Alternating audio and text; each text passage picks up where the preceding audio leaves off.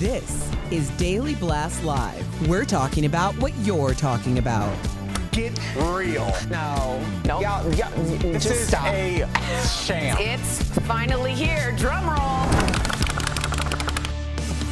Welcome to DBL. Happy Wednesday, everybody. You ready to jump in? Yes. Yeah. Hump day. Let's do it. I like the remix. All right, so Gwyneth Paltrow is back in court today in Park City, Utah. The trial's about a 2016 ski accident 7 years ago with a 76-year-old retired optometrist named Terry Sanderson. Terry is suing for $300,000 because he says Gwyneth plowed into him, causing him to break 4 ribs and sustain a brain injury. Meantime, Gwyneth says Terry crashed into her.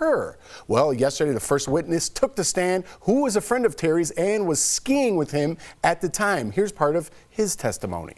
And she just slammed him. How hard? Very hard. Very hard. And so Terry, she hits him right directly in the back. And so then his skis are like, when you're skiing like this. His skis actually, the tips go out like this, and he falls face down.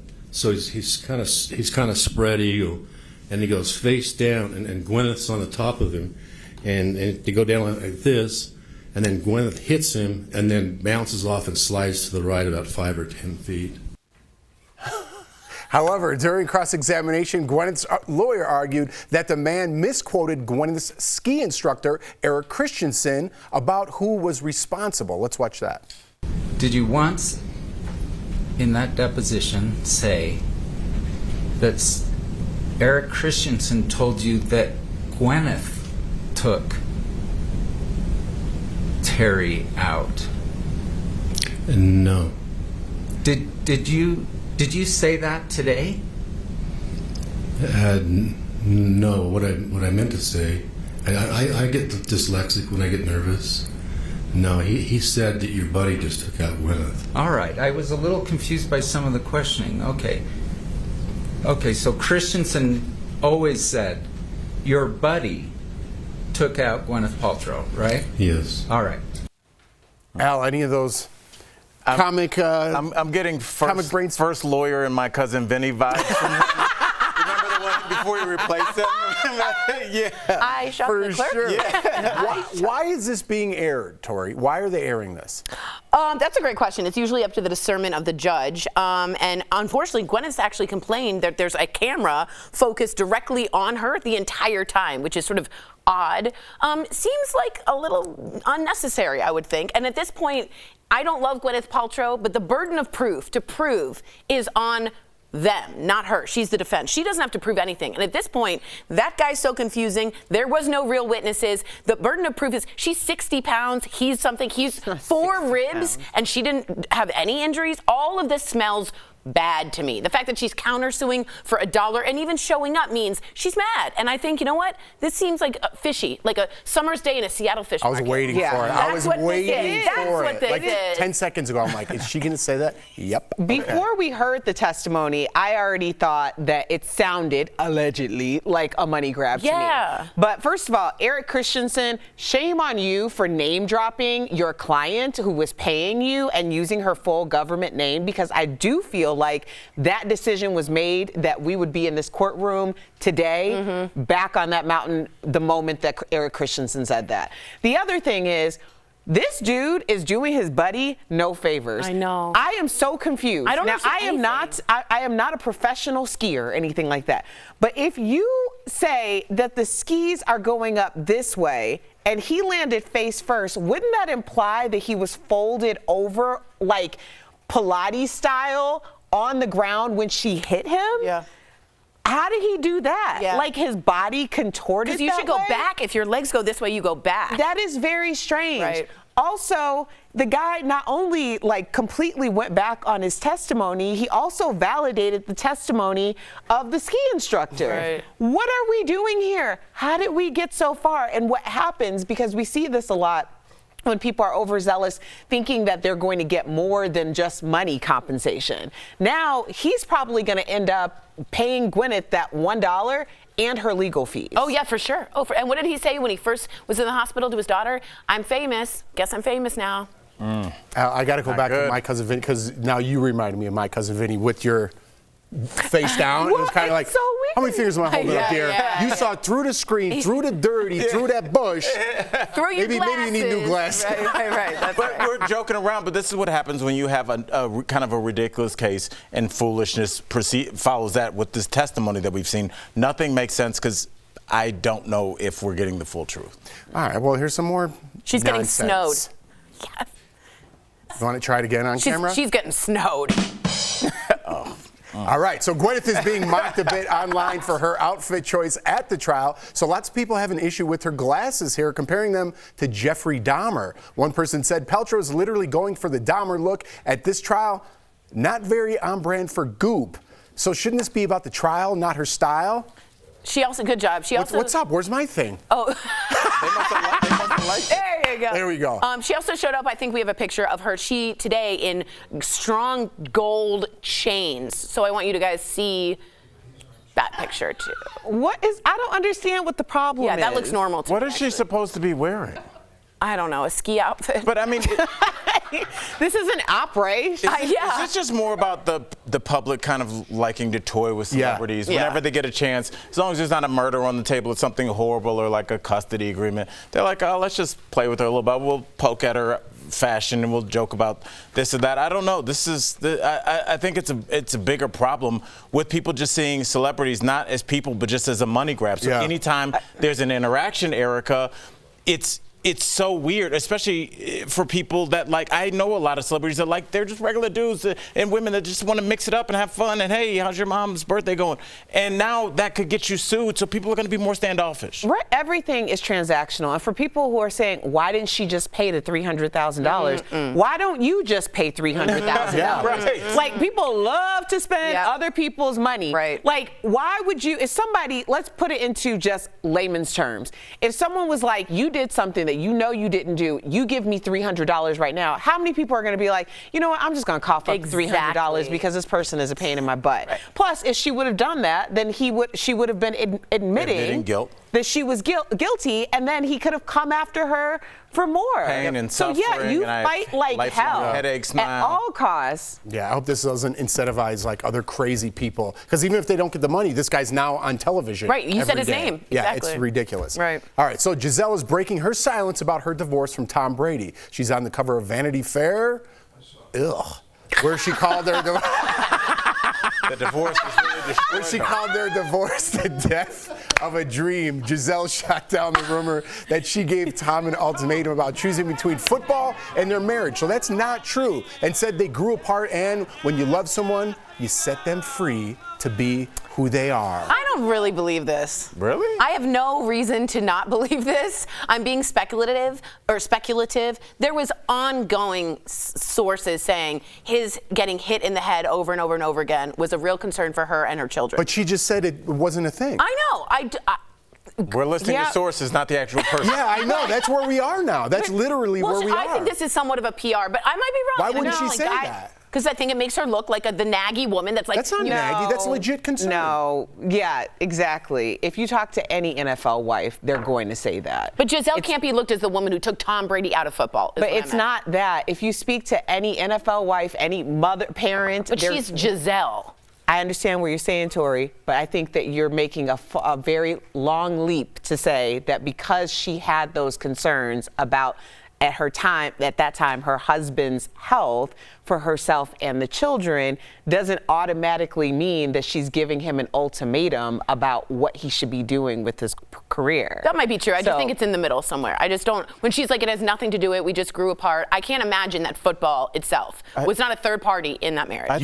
You jumped from your side of the yard onto that fence pretty quick. No, she made a good point. I'm going to compromise, but I just cannot believe that didn't come into the play. I mean, if I were doing the interview and that was legit concern, I'd say, hey, that was part of it, but there was other things. I want him to be free like a bird or whatever. Right. I mean, look, the sadder and scarier answer that anybody that's in a relationship knows is that we wish it was something as violent as football or somebody cheating or something like that or stealing money.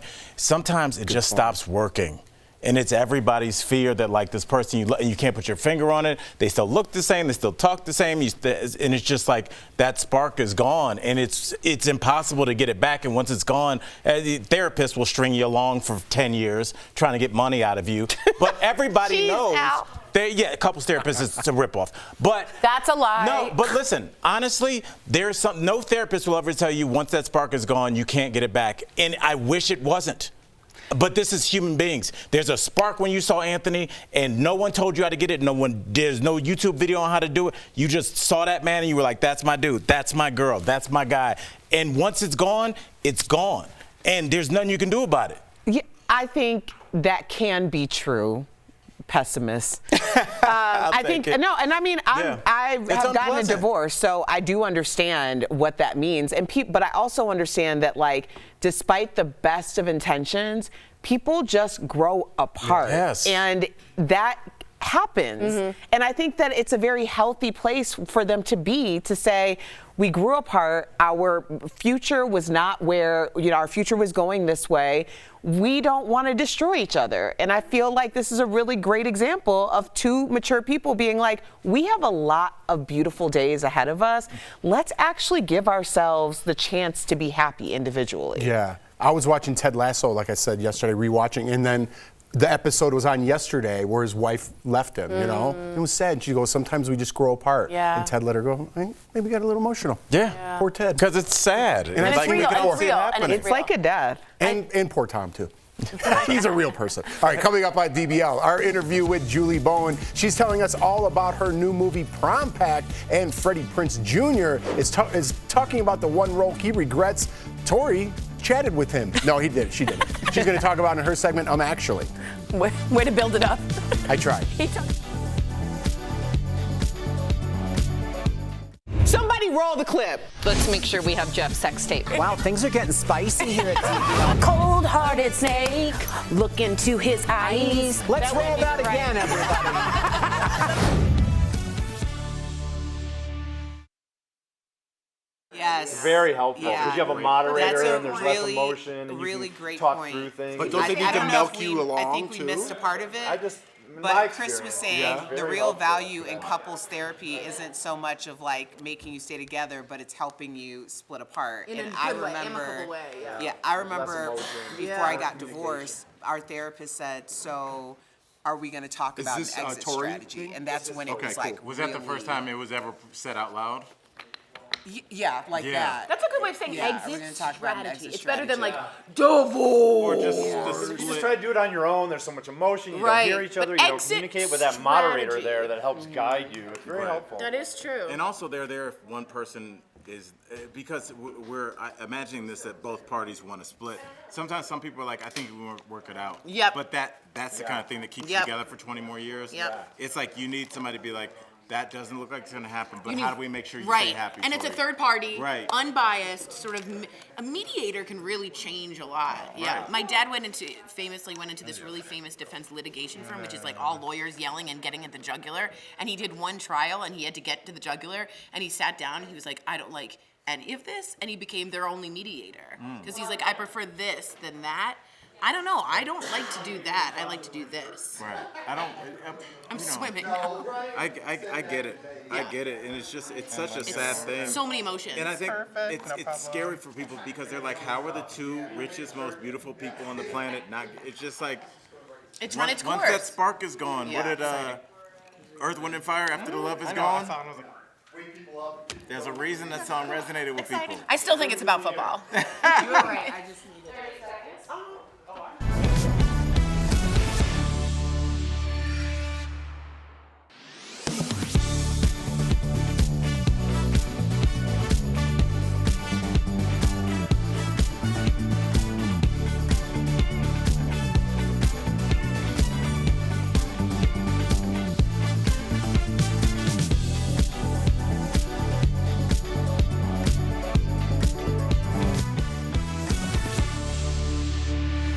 Welcome back. Some of our fave 1990s actors made their way back into the tabloids of 2023 this week.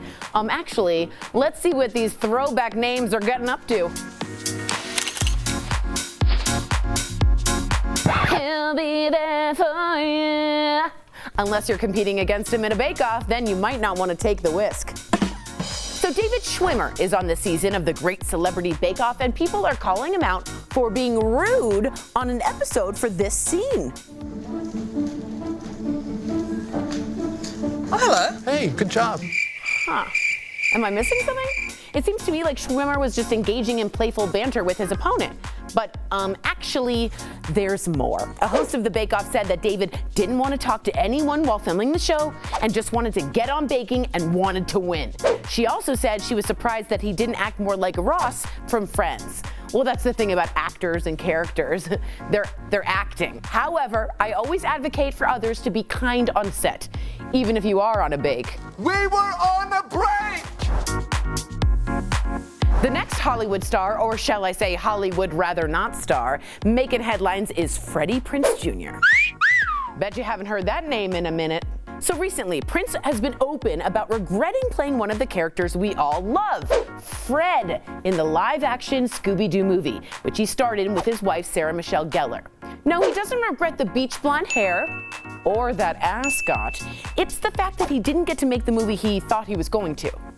You see, apparently the script he originally read for the part was completely different from the script used for the movie. So the movie also went from being a PG-13 movie to a PG movie. And in the sequel, Freddie was asked to take a pay cut. Actually, if I were asked to take a pay cut and wear that ascot, it would be a Scooby-Don't, not a Scooby-Doo. We'll be right back.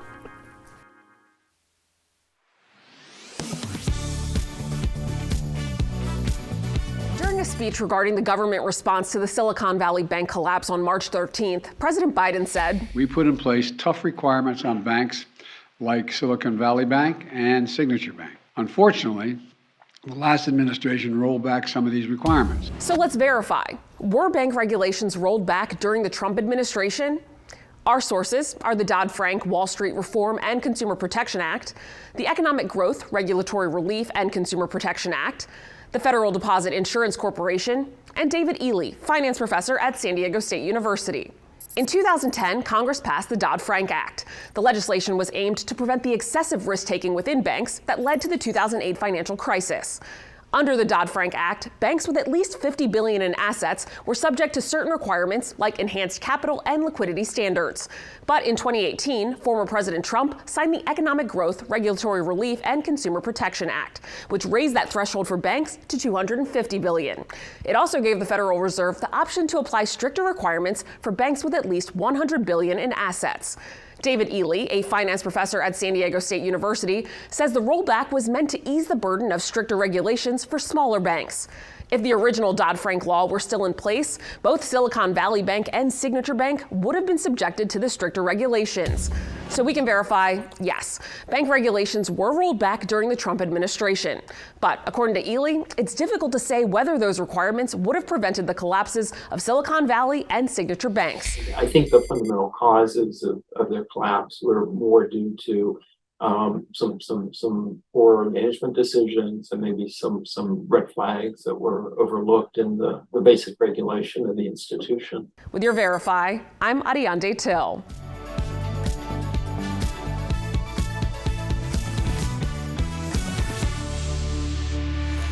Welcome back. She fell in love with Happy Gilmore and was the persistent mom who kept her modern family going. Earlier, we spoke to Julie Bowen about her new Disney movie. Check it out. Julie Bowen, welcome to DBL. Yes. Okay. Thank you. Thank you for having me. We love all the hats that you wear because, listen, Julie, you're an executive producer of the new Disney movie Prom Pact. It's a rom-com set in high school. Now, what kind of kid were you in high school?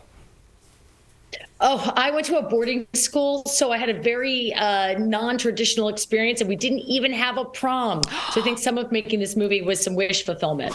For sure. Vicarious, Julie. Yes. Yeah, absolutely. Okay, the main character, Mandy, she doesn't believe in love, but then, bam, it hits her. When did you have your first school crush? That's personal. Sorry if it's personal. Oh boy, yeah, I love it. I'm going right there. I mean, there was Chad was my first kiss. There was Rusty, my first makeout on a golf course. Yeah, Rusty. But I think my first Yeah, rusty. But there was a boy, Alex, at boarding school that I was madly in love with. Alex Just is mad a heart. For. Yep. And we're still friends. Oh, good for you. Yeah. Right. Yeah. Shout out to Alex. Okay. He tasted, cherry chapstick still gets me going. Oh, you and Katy Perry both. Yeah. I know. I was like, girl knows my experience. I just wanted to ask you, what makes the prom pack different from other rom-coms? Well, it was originally a script that was brought to me by my friend Anthony Lombardo, and it was it was about a young feminist who doesn't like the prom. And I thought, okay, that's interesting, but I've never really produced, and it wasn't really enough to get me going. And then I thought about the 80s and how problematic the 80s are, and the 80s movies and all those John Hughes movies that we love and the music we love. And then you watch these movies and you go, oh my God, they are all, as Mandy says in the movie, an episode of SVU. Yeah. These are not really, when you really sit down and take them bite by bite, we got some problems. So I thought that's a really interesting take. It's got some nostalgia, and but it's looking at it through the lens of a feminist girl in high school right now. So that's what made it different and exciting for me. I heard that one of your sons broke your first Emmy. Wait, so did you get a new one? And I know you've won 2. So where do you keep them safely now?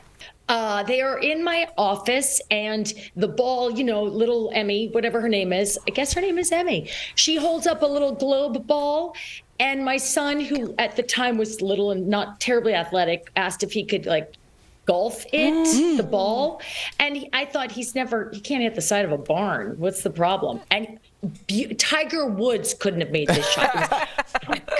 It was a click. Perfect, broke right off. At the end of Modern Family, I actually wrapped that up, the ball, and I gave it to Jesse Tyler Ferguson, who did not win an Emmy and always should have. So I gave it to him and said, thank you for always being there for me. What a wonderful story. So that's where that is. Love that. Yes, I'm so nice. Spread the word. Well, Julie, you look fantastic, by the way. And you were also in Happy Gilmore. That's how I knew you, right? So Adam Sandler just won an award over the weekend. Do people recognize you still from that movie, or do you mostly get Modern Family now? Mostly Modern Family, but I usually will get somebody sort of, of an adult age who will come up and say, I love Modern Family, but I remember Happy. And I'm like, there it is. As if it was like something to be ashamed of, but I'm not ashamed at all. I absolutely love that movie, and I love Adam, and I'm so happy that he won the Mark Twain Prize for American Humor. That sounds what it is? That sounds right. And I'm not ashamed of coming of age either. Yeah. I'm not ashamed. Really tiptoed around that. A lot of people that of a certain age.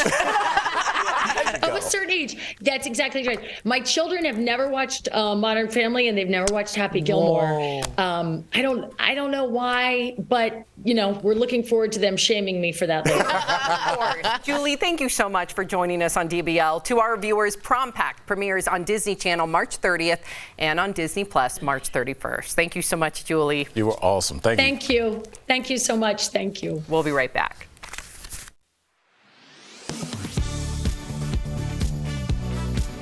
Around 1 in 10 households own a timeshare. The average price is more than $24,000 plus annual fees.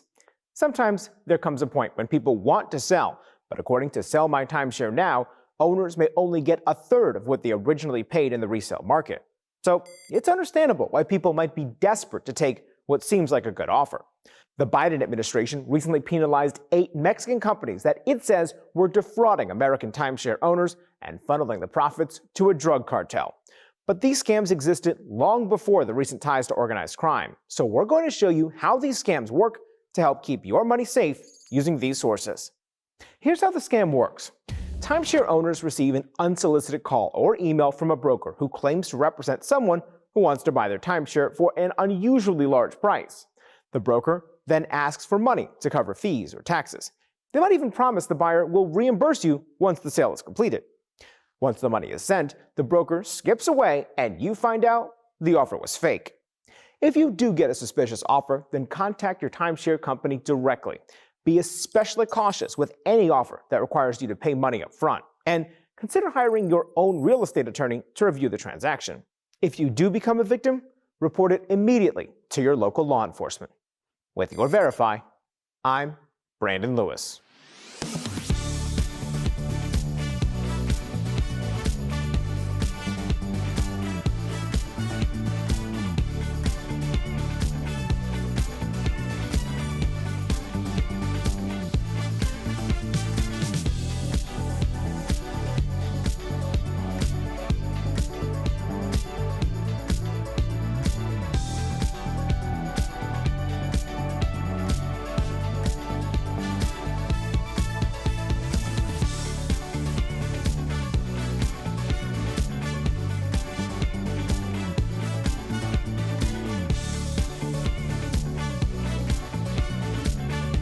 A viral post on Twitter with more than 6 million views shows what appears to be a young person working at a fast food restaurant and another picture of an ad for young workers. The tweet ignited a separate discussion about whether employers can legally pay teen workers less than the federal minimum wage of $7.25 an hour. Let's verify.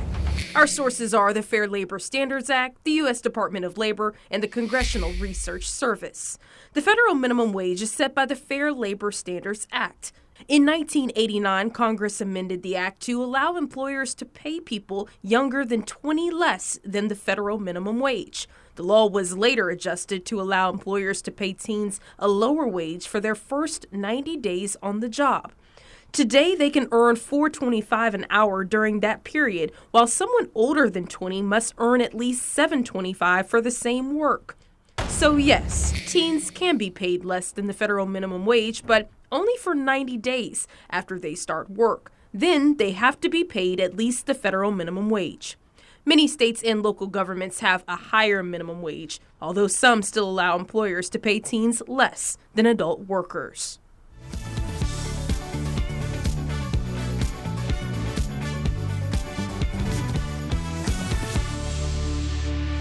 Welcome back to DBL. Before we go, Ferris Bueller's Day Off stars Matthew Broderick and Alan Ruck recently reunited, and it felt so good. Matthew was at the Succession premiere in New York supporting Alan, who plays the eldest son on the hit HBO show. I can't believe I didn't know this. Of course, played Ferris, and Alan played the neurotic best friend Cameron in the John Hughes classic, but they're back together again. That makes me happy that they're really friends. Yeah. That makes me so happy because that friendship felt so real on that day off. Bueller. Which was neither of them. Neither of them. That was Ben Stein, I think. Yeah. Just two incredible careers, and that's kind of cool to just be able to look at your friend and be like, yo, we did it. Yeah, like, right? You guys have silver hair, and you guys are still in, well, at least when you guys are in arguably the hottest show on television, that's a career, bro. Life moves pretty fast. If you don't stop to look around, you might miss it. Now that was the best thing you've said in a couple weeks. DBL is new every day. We'll see you tomorrow, same time, same place.